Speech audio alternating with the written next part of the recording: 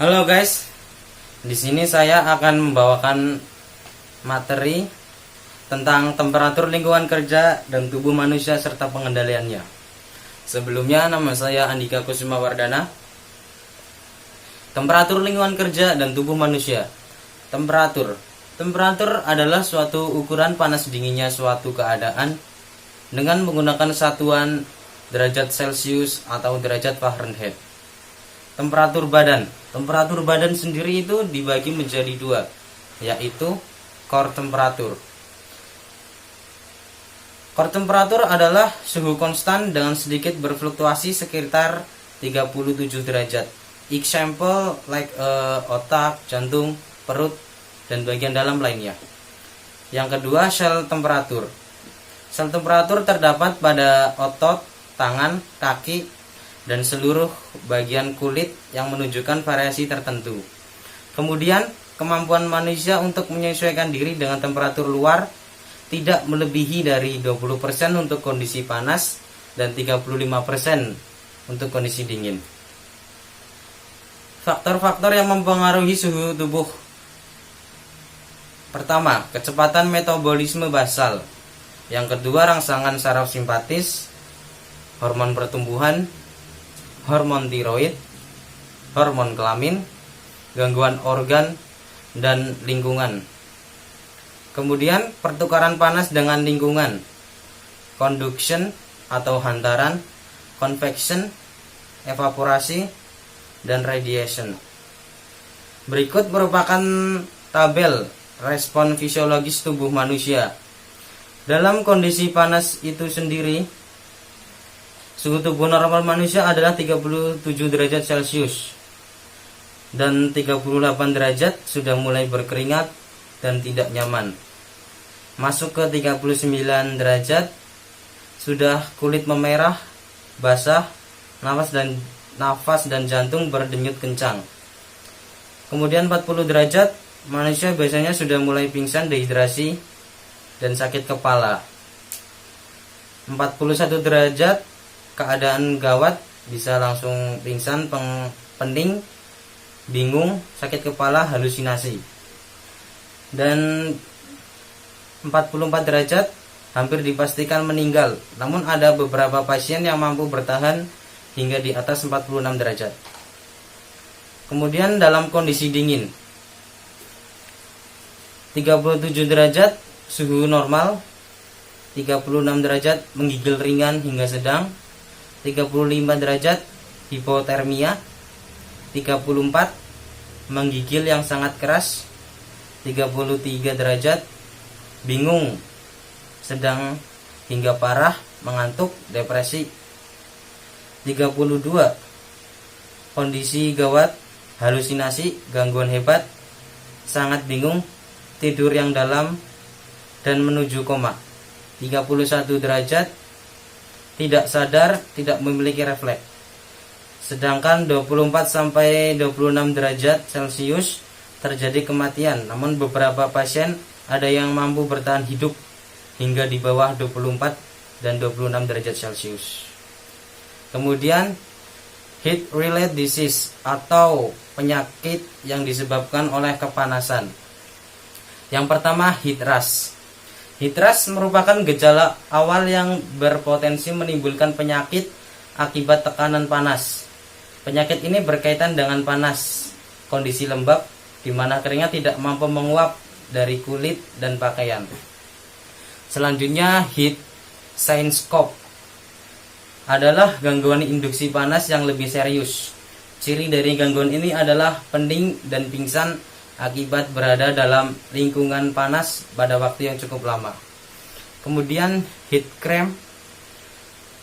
Heat cramp, gejala dari penyakit ini adalah rasa nyeri dan kejang pada kaki, tangan, dan badan. Kemudian banyak mengeluarkan keringat.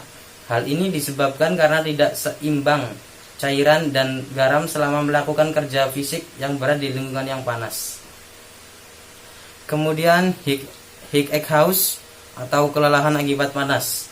Gejala dari penyakit ini adalah rasa nyeri dan kejang pada kaki. Diakibatkan oleh berkurangnya cairan tubuh atau volume darah. Kondisi ini terjadi jika jumlah air yang dikeluarkan seperti keringat melebihi dari air yang diminum. Kemudian heat stroke. Heat stroke adalah penyakit gangguan panas yang mengancam nyawa yang terkait dengan pekerjaan pada kondisi sangat panas dan lembab. Kemudian ada miliaria, dehidrasi, hipertermia.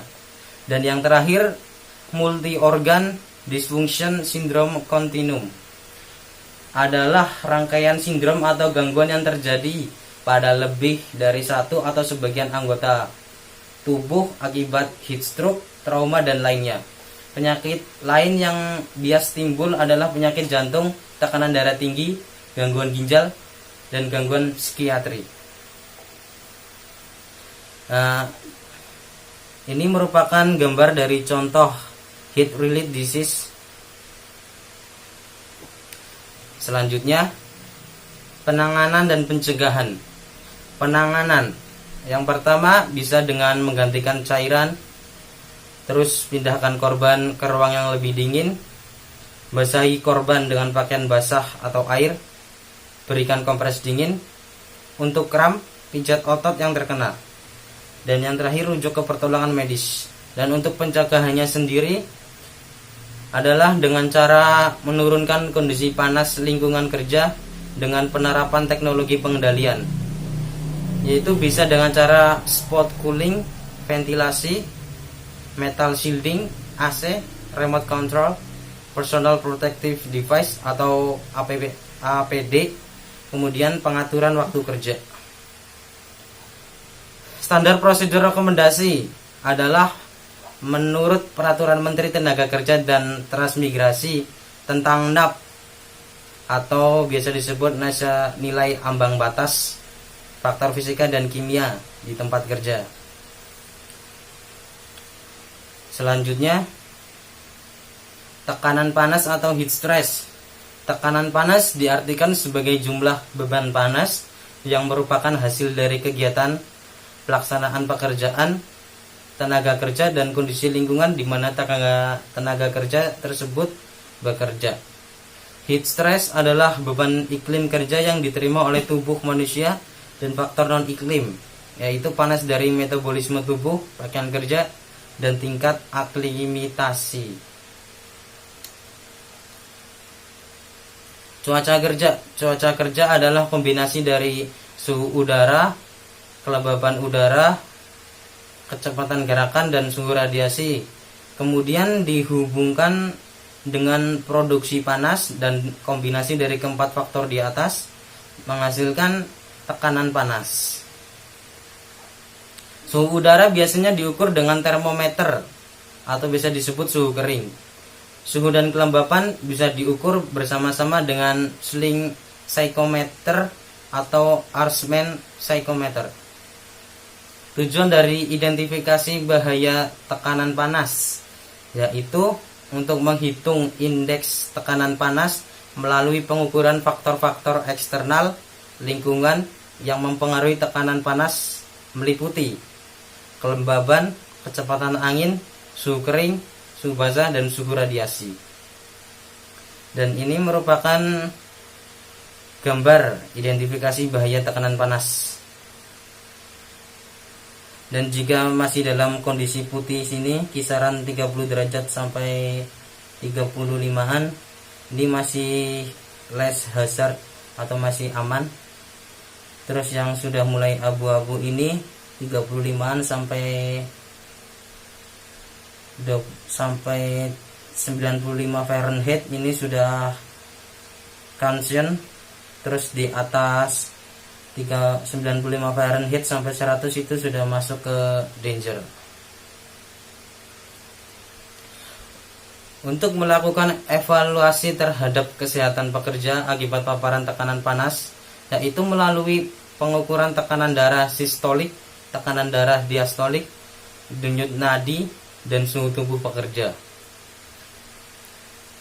Evaluasi dan monitoring bahaya.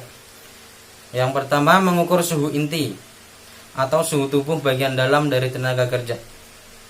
Tenaga kerja yang akan diukur suhu